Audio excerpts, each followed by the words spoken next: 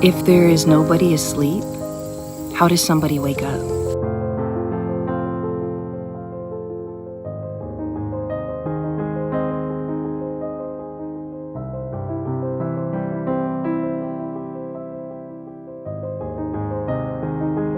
There is no separate doer.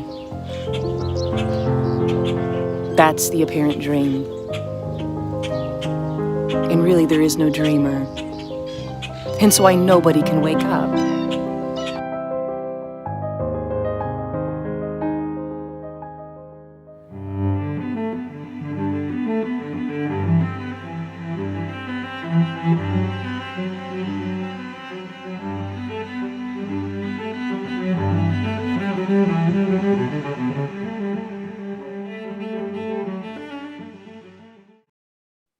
What is this me that every speaker talks about? Where did this me come from? Where did the me come from? Is that what you asked? Yeah. We labeled the me as a way of identity or free will, the experience of free will and choice, which is a dream. So, and we use this word dream like there's going to be a dream and then there's not. So that's where the words can be sticky, but there's already no one dreaming. You see, and there's already no one dreaming. So no one is doing the personing or the egoing or the seeking. It's all just what seems to be happening. But the dream of I am is I'm going to end this. It shouldn't be happening. It's just an experience. Being a me is an experience. And when that seems to be seen through, it doesn't mean you don't use the word me anymore or say I. And some beings stay in that realm where it's just they're like, oh, I mean, no, me. It's just weird. It's natural. So that's why there's no change. There's no A to B and there's no asleep to awake. But what seems to stop arising is just the added commentary of right and wrong, good and bad, and time. That's what falls away. But everything else stays the same, so to speak. Changing toilet paper rolls, interviews, laundry, all that arises, but for no one. Very simple. So simple. So people always wonder, so what does Anna do on a day-to-day basis? I get asked this question too. Are you floating? I know that you're floating maybe just a couple of inches above the ground. That's right. You're levitating right now, right? Yeah. I can like tell Chris Angel or something, like one of those magicians. Yeah. Because my vibration is higher, so I can use. So I can hover above ye people. Yeah. And look down on ye. And direct ye. Yeah. It's all spontaneous. There's like no direction here. There's no direction. There's no one who goes like, okay, well, today we're going to do a video and then we'll do this and then we're going to plan that. No, it's very spontaneous. Of course, there can be some planning or, you're on the calendar today for the interview, so to speak, but there's nothing concrete. Nothing is set in stone. So there can be maybe we'll go to the store or something, but that may not happen. It seems like Anna wakes up and chooses. No, Anna is appearing. Life spontaneously flows. So it could be hanging out with the chickens, could be doing some Pilates, hanging out with my daughter Luna, being just a pregnant woman on the couch, just hanging out there. Anything can appear here. I can't say because it's very unique. It's very fresh and it's in the moment, so to speak, responses, which there is no moment, but it's just natural. It's just natural. Can't say. Extraordinarily ordinary. Yeah, it totally is. Yeah. Nothing special. Because people that are watching this are going to be asking, have you read any books there? Any books that really resonated with? Of course, there was books that were read, but it was more in the lines of seeking. You see, the last book that was read was The Open Secret by Tony Parsons. Yeah, but there's no longer wanting to buy books. There's no longer wanting for this, you see. The last book that was purchased was about herbs for breastfeeding. But it's not about like adding something on. It's just very interesting. Like I'll read the Smithsonian magazine or watch a documentary. It's not because, my God, I need to educate myself. It's really important. It's just entertainment. It's just, there's something it's just joyful to read about herbs or to read a magazine. Yeah. No need about studying enlightenment though. No. That seems to be the case. When I was a teacher, it was almost like a never-ending attainment of something. What can I teach my students? When that apparently ended, it's kind of like, I have thrown all of my books away. Yeah. Bonfire, and then we had s'mores. It was amazing. Yeah. Awesome. Absolutely. Yeah. I should have done that. I should have done that. I should have done that. I just threw it away. And I love it. yeah, that's awesome. I used to write quotes. I used to Mhm. write quotes, like when I would hear a quote from, a famous teacher, and I would recite it back to kind of like, and now I've thrown that book away too. Mm, beautiful. Yeah, they're just not needed. They're not needed. Those quotes, those books, like I said, like looking at a flower is equivalent. Actually, it's a much pure reflection. In a sense, it's much clearer reflection because there's no words there. It's just that you see, because words can be convoluted. Yeah, and then we can get stuck on those words. It's no book is needed for this. You actually don't need a manual. Life doesn't need a manual. It's amazing. It's amazing that we think we need one. So what does Anna want to do in speaking about this? What's the purpose of Ah, speaking about this? Yeah. there isn't a purpose. There isn't a purpose. It can seem like, well, oh gosh, she's got to get that message out there that someone needs to hear this because it's so important. It's not. It's not. It's just like a painter who paints for no reason. Or a poet who jots down some words on the back of a napkin, not even knowing if anyone will ever read it or see it. It's just coming through. It's just what's arising. You see, it's not for someone. It can really seem that way in that realm of codependency. When's Anna going to show up again, or what's the next thing that's coming through, or whatever it is. There's none of that. There's no direction or community or trying to start a new movement or church or anything like that. No, it's just for the joy of it. Yeah. When you did your nothing media, I think it was a live one with Yeah. Shana. Of Yeah. course, I got a whole bunch of messages from people, kind of like Yeah. it's really funny. They're like, "So Emerson, what do you think about Anna Brown? Is she queer, or is she a storyteller, and all that kind of stuff? Can you Yeah. just share again?" It's just funny, Uh, so it's just funny because people are like, did she just learn this languaging so that she can start talking the non-duality? And I told the person, I'm like, if she wanted to be popular, she would have stuck with ascension or yeah. meditation. What do you have to say about that? I just want to hear Yeah. your thoughts. Yeah, there was no choice in, me being a teacher of ascension and empowerment and then that seemingly falling away. Because this, like I was sharing, even through the story of Anna with glimpses, there was this intuitive knowing. The intuitive knowingness was there, you see. It just wasn't arising to be shared in that way. Just like in the story of Emerson, you see, it was just like a natural refinement in a sense. No one was doing it. But there's nothing to sell here. There's no community being started or anything like that. That's why there's no comments on any of the videos either, because it doesn't need any interaction, doesn't need a discourse, it doesn't need a debate. It's just art, you could say. It's just art. And if someone resonates with it, that's beautiful. And if not, that's also beautiful. No one here cares, and maybe tomorrow it's all gone. That's also okay. I have no idea what's going to happen with any of this, but the person will, of course, have a perception of this, be skeptical. What do you think about that? Whatever. That's their experience. Beautiful. It's another expression of infinity.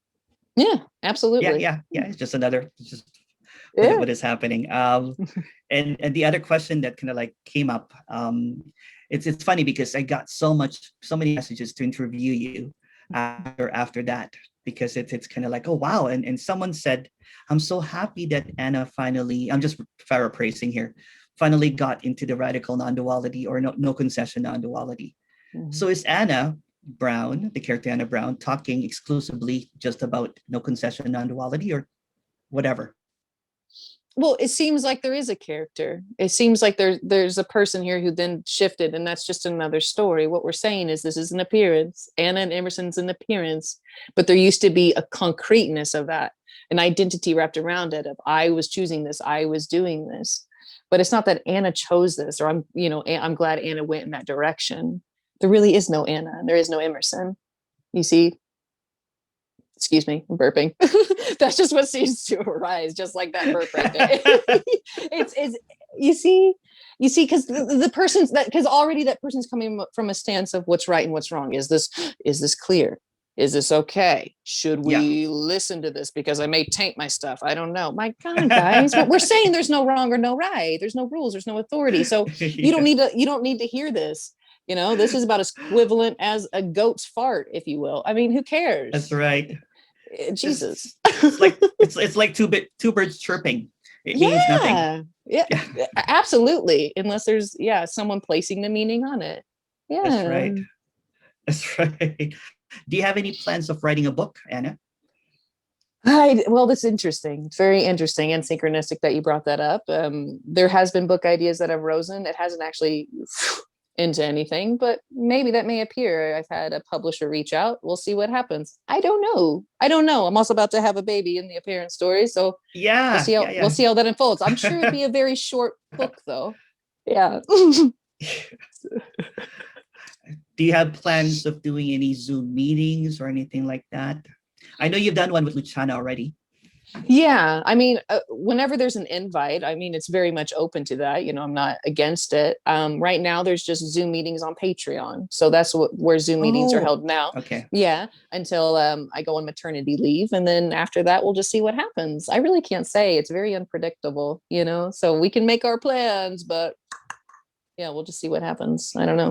What do you say to people that are detractors of this, very radical, simple message?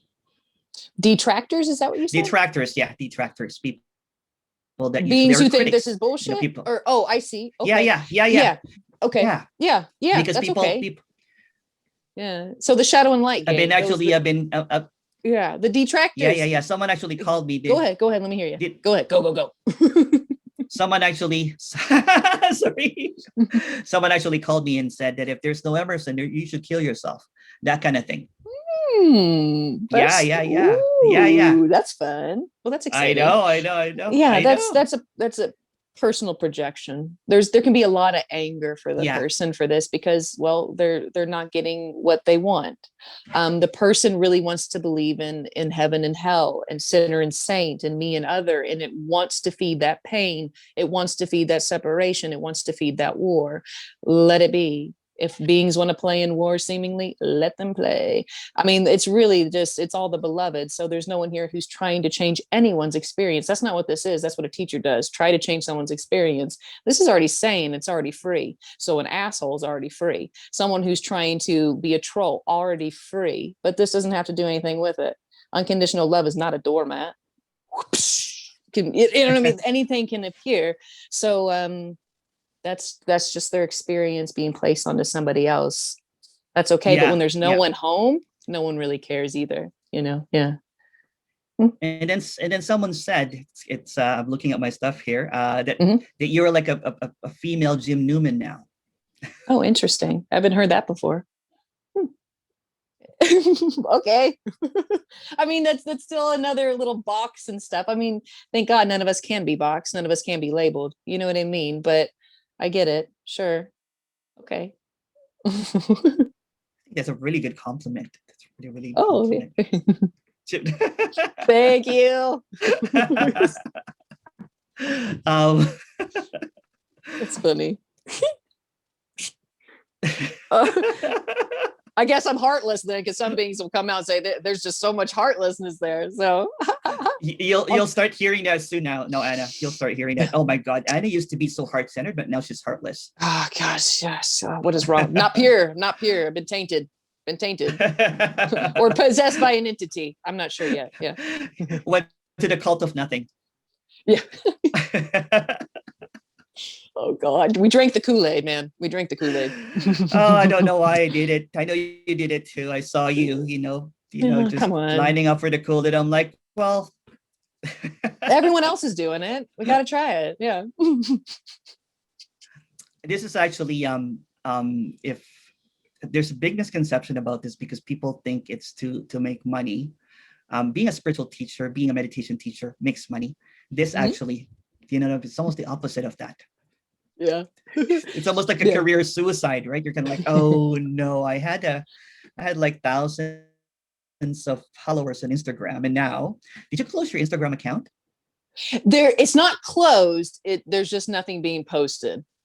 but it may actually be deleted at one point. I can't really say, but there's no anything being posted there. It's just kind of it's just sitting there. Just sitting, just hanging out. Yeah. Because you were quite becoming this spiritual influencer at one point. How was that experience? Like you shared, Emerson, it became a ball and chain.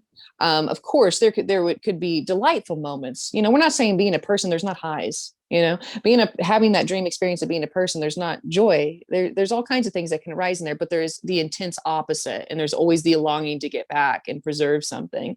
And so there was beauty there, of course, but there were so many beings that appeared that were very codependent and needy and needed therapy. So it almost became like a mother-child kind of relationship, or like we were saying, like that kind of codependency. Let me give you my power, and then we're just kind of swishing, flopping, and there was a lot of draining of energy because there was martyrdom. There was martyrdom because I thought if I needed to be enlightened or to be a good person, I need to give away all of this. I need to be selfless, put others first, right? And in the story, the immune system was shot. I was just getting sick all the time, and all of these things were appearing because I was just run down, like you were sharing. And so it's just what seemed to happen. But no one cared either when it was time to walk away from Instagram. You know, it just all naturally fell away. There was no like, oh my God, am I throwing everything? No, there was actually a, you know, like when the mermaid comes out of the ocean and grabs her air, you know, yes, you know, it just, yeah, it's hard to explain. A whole new world. Yeah, Ariel. That's right. Oh wait, that's not right. Ariel. That's Aladdin. Yeah, never mind. Oh no, I'm mixing my Disney now. But yeah, I could totally relate to what you were saying, because some people would think that, you know, you were on a pedestal before, and then that seems to be a comfy place. But no, it was not, because it's a ball and chain, yes, as you said. Yeah. And then a lot of people look up to you, and then also a lot of people that want to knock you, which is the same. It's the same. Which arose as well. Which arose as well. Yeah. I had a lot. Yeah. Really? There was beings who would in the story would impostor the account and then try to market and do readings, psychic readings. They would impostor as me and do psychic. Yeah. On Instagram. So it was funny, but it was also like a fuck this, man. Fuck it. Fuck Instagram. You know what I mean? There was just no chains to that. So letting it go, which no one lets it go, it was okay. There was no remorse. There was no guilt. There was no shame. You see, it was life appearing as, hey, you don't want to be here kind of thing. That's how life appears naturally. It moves and grooves, and you just know when to go, and you know when to do it. You know what I mean? It's just this naturalness, but no one's attached to that of, oh, my story or, oh, my followers. No, I don't have any followers. I don't have any students. I don't have anything. And that's the fucking freedom. That's the joy, is owning nothing, having nothing. Yeah. I can totally relate to that. Because people, you know, ask me, how about those people? I'm like, there's no one. It sounds cold, but there's no one. Sometimes there isn't. Yeah. But it's like it's projected. The students, the disciples, all of it just seems to. It all comes from that sense of neediness, because a teacher needs a student, doesn't it? And a student needs a teacher. Yeah. It all just fades. Yeah. Yeah. Oh yeah, absolutely. And that's one thing, even when I was seeking, when that was arising here, when I would see these beings drop to the ground and kiss their feet and just give them scarves and stuff like they're Elvis or something. What is this? What the hell is this? And someone actually brought this up in our little Zoom conference deal over the weekend, of how the teachers, like they're put on a pedestal of the specialness. There's such a specialness. You've reached something. And what we're saying here is this is an evenness. This is a complete evenness. No one is above you or below you. That is arrogance. That is utter arrogance. And to think you need to kiss the feet of somebody else is already submissive. And I'm not going to say that's wrong, because it's not. But there is no need to submit oneself like that, to bow down to a hierarchy or anything like that. The person feels that way because it truly believes in those guru disciple relationships. And I'm a schmuck. I'm a sinner. And, you know, maybe your grace will wash over me and save me. Grace isn't coming for anybody. This is already grace. This is already grace. And you are the guru and the disciple already. So there's no need for these, what we're calling these characters of a guru. You don't need it. They're not necessary. Yeah, I even tried, when I was a teacher, I tried to follow, some gurus. I'm like, Mm-hmm. maybe if I follow a guru, then I would feel this immense love and follow them and be a disciple. Because I was Yeah. sick and tired of being a teacher. I was Mm-hmm. trying to find a way out too. So I would Mm-hmm. go to at the feet of these gurus, and guess what? I felt nothing. I was like, Yeah. man, I paid, Right. I took a plane to get here, talk to the organizer so I could be at the feet of this guru, making myself important. I'm a spiritual teacher too, but I just want to have, Mm-hmm. nothing. Yeah. Yeah. Um, so what can you say about gurus? Yeah, there again, there's nothing wrong with them because them too are the beloved. It's totality appearing as that. But you could say in the dream, again, it's like a self-fulfilling prophecy, right?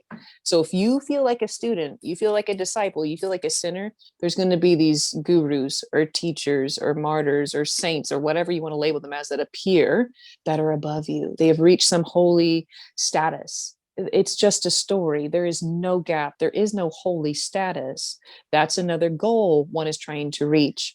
So I'm not going to say that it's wrong because it's not, but it's just not needed. It's another codependent relationship. And one will spend their whole life sitting at the feet of a guru preparing for life, not recognizing this is already all there is. There's no preparing for life. There is no tomorrow, and there is no hope for a better day. There is only this. You see? Yeah, that's the beauty. Beautifully said. Another Mm-hmm. one that get asked quite a lot is this: what is the I am? When somebody says, "I am this, I am that, I am Mm-hmm. that can't be spoken, I am awareness, I am all." Mm-hmm.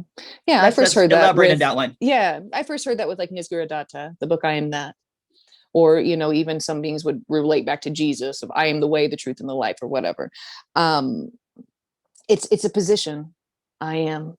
It's the experience of personhood. It's the experience of identity and free will and choice. I am, you see.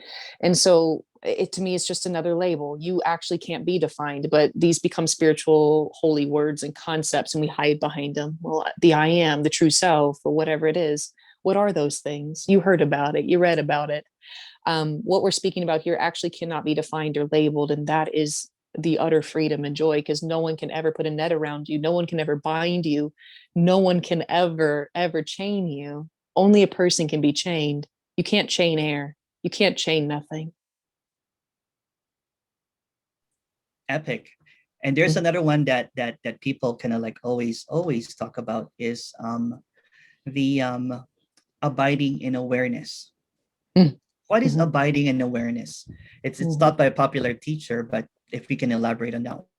Yeah, it's being vigilant. It's being constantly observant. Like self-inquiry, watch the watcher, notice the noticer. And I used to teach these things as well when I was practicing them. But all you're left with is a hovering or a detachment. There's still someone who's looking and who knows they're looking, you see. And so that's what's uncomfortable. I am awareness, watching awareness, watching awareness. And I've sat with beings who are like, oh, I had fun with that rodeo, but I got nowhere, so to speak. Because, yeah, nowhere, put a space in between there. Now here, there is only this. So there's no need to watch awareness. That's knowing, watching the knower, watching the knower, watching the knower. Yeah. Yeah, I used to teach that too. Yeah. For people that don't know what self-inquiry is, what is self-inquiry and Yeah. why? Yeah. Yeah. So it's a who am I? Who am I? And all you're left with is, I mean, really that you can't figure it out. You know what I mean? You're left with that, or you're left kind of like with a sense of detachment or hovering. Well, okay, I realize I'm not this or that, but there's still this kind of a thing here, this hovering or this distance between me and body. And some beings will hang out in that space and they're really like emotionless, they're void, they're kind of, well, I reached it, I guess. I'm enlightened, but I don't do anything anymore. I just kind of sit here. You know what I mean? They're just no emotion, flat affect. Okay, that's also what's arising, but that's not what we're speaking about here. We're speaking about life full on, which is the body, which is everything. No one needs to be aware of the body. No one needs to observe it, and no one needs to ask, who am I? The one who asks, who am I, is the mind. You're never going to have a definition of who you are. Nobody knows who they are. This doesn't know who they are. There's just an intuitive recognition that it's never going to be found because nothing is lost. This is a mystery, and it's only the mind who wants to solve this mystery. But God damn it, this isn't Clue. Okay, so there you go. What are pointers? I used to listen to the Sargadata pointers, and I used to kind of like play it over and over again. At one point, I was beginning to memorize it. Yeah. Pointers, they'll say it's pointing to this, but I don't even like the word pointers, even though I'll say it sometimes, because it makes it seem it's in a direction. It's directionless. It's already this. So you can't really point to it because it would assume it's in a direction. There is no direction home. There is only home. That's why it's futile and hopeless. Yeah. So radical and so harsh, so brutal. Yeah. Yeah. Yeah. It's like whack-a-mole. That's what it Yeah. is. Yeah. It's whack-a-mole. Well, I would like, I can just see it. Whack-a-mole, nonduality whack-a-mole. Kind of like, there's kind of like mantra. Karma. Free will. Yeah. Yeah. Or what else? Yeah, I'm just cracking up. Sorry. Yeah. Oh, this has been an awesome. I know I've taken more of your time. Oh here. no, you're fine. You're I'm fine. Because I want to cover a lot of things. Yeah. We're gonna spend all day here, damn it. Oh yeah. Okay. If you need to go to the washroom, please go ahead. I know that, you know. I'll let you know. Believe me, I'll let you know. All right. Going back into that, you know, I am that and you are that and all those kind of stuff like that. There's a lot of people that are confused about this being similar to I am that or I am consciousness. If you can explain the difference. Well, I am that or I am consciousness it's still a position. You know what I mean? It's still a position and a label. What we're saying here is labels and positions can arise. No one's attached to any of it. So if someone wants to call this a teacher or any kind of thing, that's okay. I won't ascribe to it, but they're just labels, guys. Consciousness is just another label for this. Again, you can't be defined, but as soon as you call it consciousness, it's fucking boxed. And it's boxed and it feels limited and constipated and because this is too free. We're talking about anarchy appearing orderly. We're talking about chaos appearing still. It doesn't care what you label it because it doesn't have a mind. It's only an apparent mind that cares what this is labeled. And if we got the words right, you see, it's only someone who's in a position. Otherwise, it's just, dust in the wind, man. Dust in the wind. There's also people that, think that it is extremely necessary for a practice, whether it be meditation or whatever, to attain enlightenment. I know, but that's a story that keeps on coming up, a statement coming up over and over and over again. And when they encounter these speakers, they're quite harsh. Absolutely. If you can comment on that, yeah, because practice is special. Practice is important. And then I even sit with beings who are like, but I want there to be a path. I really want there to be a path, and I really want there to be a practice. And it's only someone living in hope, only someone who's denying this already who needs that practice. Because again, life doesn't need a practice. Just like my beautiful little tortoise kitty over here doesn't need to wake up every day and meditate to be a cat. It's just life catting. But when we seem to have all these informations, or we go to YouTube or Instagram or any social media platform, there's all these influencers suggesting and selling, you need this. It's quackery, you see, which seems to influence one that they need to do more. And then this message appears that's really simple and almost so simple that it seems threatening. Like, no way I'm going down that road. You crazy? I'm gonna go follow so and so because they want me to do way more things and I feel important doing that.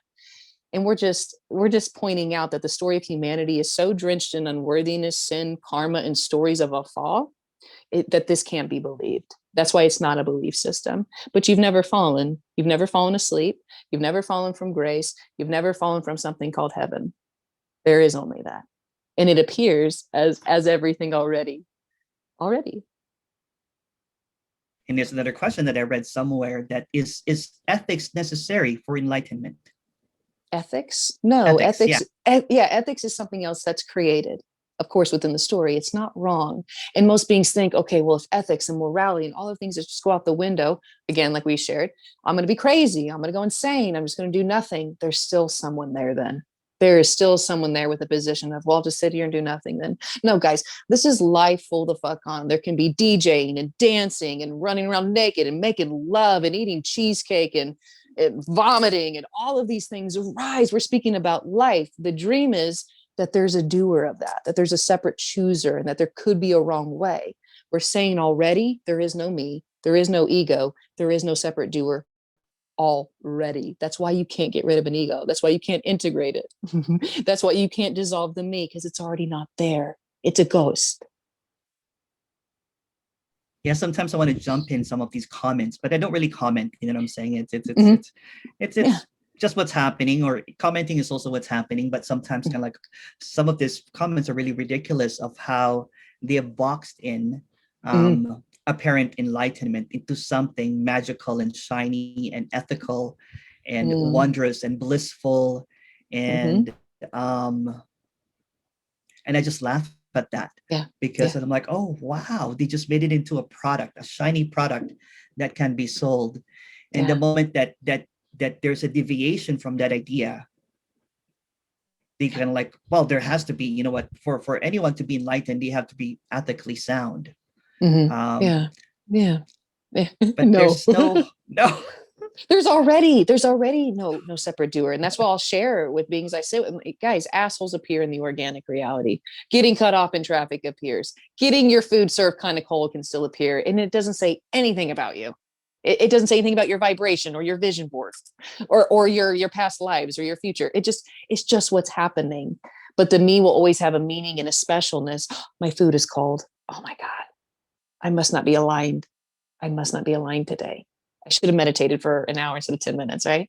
And so then there's this blame and shame game going on. It's just what's happening. Just like when the squirrel digs its hole for winter and hides its nuts and he can't find it again, there's no kind of like blame or shame going on because there's no self-consciousness. It's only in the dream of self-consciousness do we have that kind of comparison or differentiation. I think it's this idea that there is a soul that is pure and divine. And so that pure and divine soul, they're projecting this kind of like ethical, high standard to this, you know, perfect, brilliant soul. And, you know, people have that idea that it's separate. And so when they're thinking of enlightenment, it's a separate part of them that is completely pure. And so when they talk about anything that is kind of like, you know, like bad or evil or anything that is not ethical to them, it tarnishes that image of the soul. What is the soul? Oh, wow. Well, I first learned about it in Catholic school. So there you go, right? It came from dogma, it came from religion. Me too. Yeah. So it's so interesting, you know? And again, if we have a soul, we have old souls or new souls. And now we have hierarchy, don't we? Yeah, we sure do. All of that. I like to see the soul as a soul of a foot. So whatever you feel like you've touched, it's accumulating on the bottom of your foot, and that's a soul. So that's where reincarnation and future lives and karma and sin come in, you see, the soul of a foot. But I'd rather like to see it as well as SOL, soul, Spanish for light, just a luminosity. Yeah. It's not what we think it is, because the soul that we're talking about, or what most beings have in their cognition, is a religion, it's dogma, but it's really accumulation of concepts and stories and things you think you've done. That's our soul. You don't have one. Oh God, that's awful. No soul. Someone yelled at me, you know, for saying that there's no such thing as a soul. And they're like, you are not enlightened. I'm like, I never said I was. Throwing holy water at you. May the power of Christ compel you. Sorry. Ooh, this is a dangerous conversation for no one. You know, but yeah, well, let's dispel some more of this one. And then there's, you know, because there's a soul, so people think that enlightenment is a part of the afterlife. It's the afterlife or the after death kind of like you know, experience. And so they're thinking that it's tangled with this idea of nirvana, of heaven. Enlightenment is that. And so for how dare you, you know, Anna Brown, to think that enlightenment is nothing and this. It's a myth. Enlightenment's a myth. It's a myth, man. It's a total myth. It's a total myth. Now, I'm not saying bliss doesn't arise. Bliss can arise, but so can pain. Anything can. You can just say there's only bliss, and that's including in the pain or the sadness or the tearing of looking at cute little kitties. All of that's already it. But again, nirvana and liberation, these things are a goal. It's outside of oneself and it's not quite here yet. So it's rooted in time. We're speaking about the timelessness, which is already this. And the afterlife is this already. This is death. You see, it's a dissolvement. It's the loss of something that never really was. So there is no actual death, which for the person is very hard to hear. There is apparent death, characters that seem to fall, seem to fade away. And then there can be actual sadness that arises in this body vehicle. However, it's not personal. There's no story, there's no victimization, and there's no cause and effect. There's just the crying, maybe the celebrating, the venerating, and it's all just what's happening. But there really is no birth or death. Those are mere ideas. So there's no end or there's no beginning. We could say this is the alpha and the omega simultaneously. That's right, simultaneously. Yeah, there's no big bang. This is the big bang. Yeah. Yeah. Yeah. It's simultaneous. You know, like I'll say, like there's the me has an A to get to the B, but the A and the B are smashed together, scrambled together. That's right. It's simultaneous. Or That's people also, think of time as linear. People think of time as linear, but it's just this. Yeah. And not this. Yeah. And that's why it's like, it's just this, none of this is conceptual. And that's why they'll say, you know, it's heard when it's heard. It rings when it rings. Because it's not through this at all. Yeah. There's a lot of, you know, it's so non-duality. This is just my own opinion right now. You know, there's different way of kind of communicating with it. What do you think of non-duality therapy? That's interesting.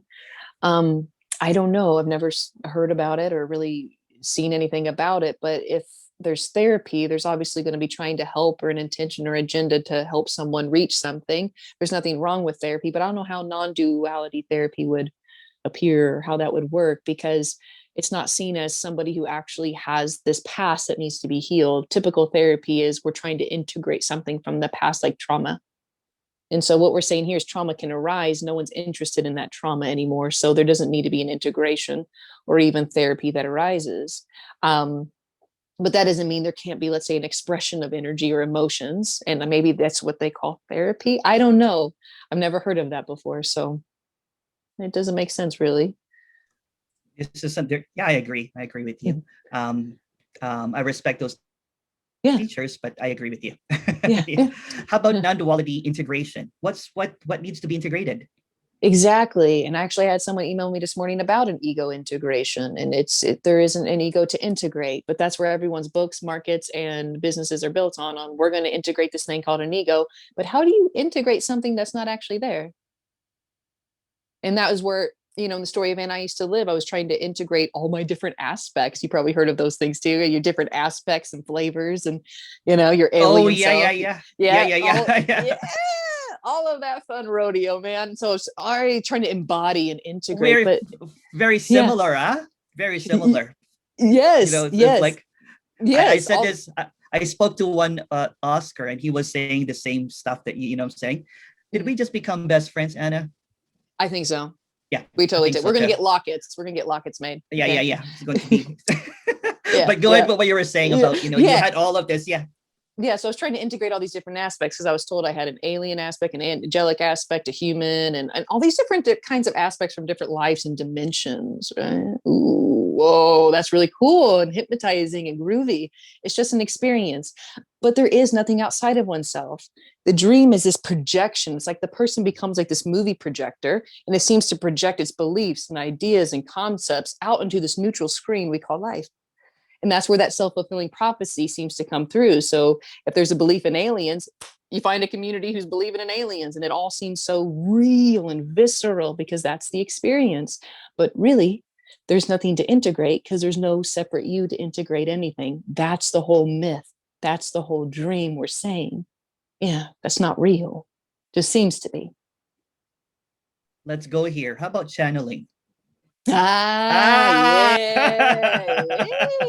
Yeah, that used to arise here as well, you know, thinking like you're bringing in beings, or now I'm channeling, now I'm not, or that's why you would think you're in alignment, or now you're not, kind of a thing. The in and out. And so maybe some beings call that as with presence as well. I'm present, or I'm bringing forth the writing through presence. The words can kind of flip in a different way. But there is only that. There's no one who channels. I guess you would call that an oscillation, maybe, a sense of doership and then not. Because with channeling, right, you got to get prepped. You got to be clear. You got to be an open bowl, sage, or whatever you got to do to be open and pure and no intention to let whatever comes through. And so it's just a process. There really is no channeling. That's another dream in a game, but it's an experience. There's nothing outside of oneself. I just read about this Ascension Earth Mother. Do you remember that there was a scandal that she was leading this community of I think they're from Hawaii, and then they had this community of and she passed away, and she's basically called Mother God. Oh. Ooh. I'll say you don't know this, so I'll send you some info about it. Yeah. And so people are attaching ascension to that right now. Okay. The cult, ascension cult, and what is ascension? Yeah. So in the story of Anna, we were told, ascension is about moving from the third dimension through the fourth and to the fifth and sixth and however many dimensions there are. There was tons, but you wanted to be in the 5D, right? The 5D was the place to be. That's the one. That's the one. Yeah. That's the one you want to be at, man. 5, not 4, 5. Okay, you want to be there, because that's the new earth. And if you're not in the 5D and you're in the 3D or 4D, well, you're getting close to there, but you're not as good as us. You're not as high vibrational, and you haven't done all your inner child healing and integration yet. So so that's what ascension is. And ascension is a belief that you're going to transcend something, but the whole idea of transcending something, or that there's a block, is the dream, is just a fable, is an optical illusion. I'd rather say optical illusion than dream. It just seems to be that way. There's nothing to transcend. But through the compelling story of insecurity of humanity, it feels like, my God, everyone else is doing it. I should try to do it too. It's all nonsense. It's all hogwash. You don't need to transcend anything. But if that arises, that too is unconditional love appearing. So what? Yeah.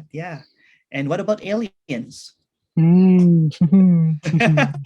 and in the story of Anna, there was what you call visitations and all these kinds of things. I would see ships and lights and all kinds of things seem to arise as a child, but I was also watching X-Files and Men in Black and all these alien kind of stuff, because that's what my folks were into.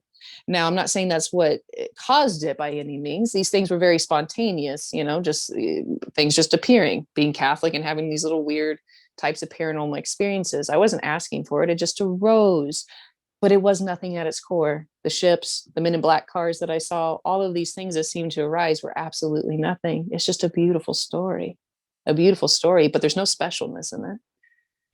In the story, anything can appear anyway. It's just a story. It's just a dream. Yeah. Oh my God. Yeah. The greatest fairy tale. Sure. Yeah. It is. What other stuff did Anna do, I'm saying, as a seeker that you want to dispel now that I've not mentioned yet? This is almost gonna like a power washing, you know what I'm saying? Of like all of the story. Yeah. There all kinds of stuff, but I mean, it was always on the lines of purifying. It was always on the lines of becoming pure, but this is already pure. My God, this is already pure. And that's, again, unbelievable. How can this body be pure? How can me feeling kind of like right now? How can that be pure, Anna? How can that be pure? Well, because you have an idea of what purity is. And that idea is bullshit, I have to say, because purity isn't an idea. You could say it's almost prior to the ideas of what purity is. It's innocence. Purity can arise as kind of fierceness or compassion or kind of being cranky. That's all already pure. That's all already pure and whole. The idea of purity most have is tainted by religion. Yes. Purity is also stepping on shit. When you step on shit, and you're like, when you're trying to clean your dog poop, you're like, oh shit. Yes. Shit happens in purity. Yes. It's not a state, and that's the whole dream is trying to find this state of purity, and it's got to stay clean. And I like to say that the sense of separation is really like dirty laundry, and you're always doing laundry. It's like you clean a load and you use bleach and OxyClean, You look back and you're like, God damn it, I just cleaned that load and it's already dirty again. That's the story of me. It's just constantly laundry, constantly laundry, constantly laundry. And then the recognition by no one is, woo, we're just going to wear mud and have ketchup on our face and we're just going to rock it out because no one cares. That's the uniqueness, because truly, Emerson, everyone knows what we're talking about today. This is all unique snowflakes. We're all God's fingerprints, if you will. So to say that you need to be this way to be pure or that way, it's just, that's hell. That's what we would call hell. Yeah. Yeah. I tried so hard when I was a seeker to be pure. I did selfless service. I gave away all my possessions, like the classic story. And I'm like, well, if I give away everything, then I dedicate all my time in helping others. But it's not really selfless. There's an agenda. Yeah. It's a self trying to be an agenda. There's an agenda because the more I help people, the more happy I'll become. I was happy it was really earnest. There was an earnestness, and I've seen that in you too in your videos before. There was an earnestness to it. Let's talk about that. When trying to help others, there's this. It was not fakery. It was an earnest. Right. Yeah. Right. Of course. My God. Yeah. Same with the martyrs and all these beings. They're coming from an intention. They're trying to help. They're trying to do better. What's wrong with that? There's nothing wrong with that. But it's always coming from a position of something is broke. The world is really broke. And it comes from obviously a sense of something being off kiltered here, or that the world is really in disarray, but it's not. The world is our own personal projection, you could say. So there really is no world suffering. There really is no world that's broken. There is no world that's ascending, and there is no world that needs any help at all. And some beings think this is helpful. It's not. It's not helpful at all. It's just a reflection of what you know intuitively, which I guess you could label as, oh, this was helpful, but it's not helping anyone. It's helping no one. Yeah. Mm-hmm. During that time as a teacher, people come to you, and I guess it's going back into the codependent relationship.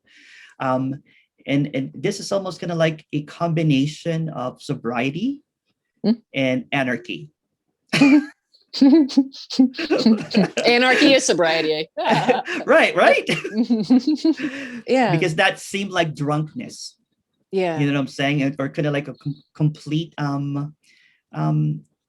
and this is just an opinion, but from no one. It's coming from a place of look at me. mm-hmm. Yeah, I want to look at me helping others, look at me teaching others, look at me. But it's almost a conditioning of the me to attain that to kind of like get into that pinnacle of the me. It's almost like well, no one's doing it, but it just seemed to be in the story that seemed to be the highest of kind of like, okay, you're helping people now. You're Saint Anna Brown. That's with funny. a halo. Can you sense my aura? Can you feel it? Yeah, it's just it depends on how you were raised too, the character in the story, so if you're raised Christian, or if you're raised Hindu or whatever, there tends to be some kind of moral code or ethic, and you should be doing that. And so it can be innate into the character, which obviously can still stay around, so to speak. You know what I mean? There can still be these unique kind of conditionings that stay around in the character. I agree. Yeah, like picking up trash, or donations and things like that. That all arises. There's just no longer an intention agenda behind it, because most of the time the person is donating to make themselves feel better, or they're doing that selfless service or volunteering because they want to be seen as this way, or it makes them feel a certain way. Like, I'm going to visit the sick. Are you visiting the sick out of not a selflessness, but no strings attached, so to speak, or is it? There's some kind of codependency usually. It may be very subtle. But yeah, it just, the person always has an intention and an agenda. So I agree. Yeah. So what we're saying is those things can appear, but they're agendaless. Yeah. Yeah, it's beautiful. So beautiful. It's so simple, just like rearing a baby. It's just very natural.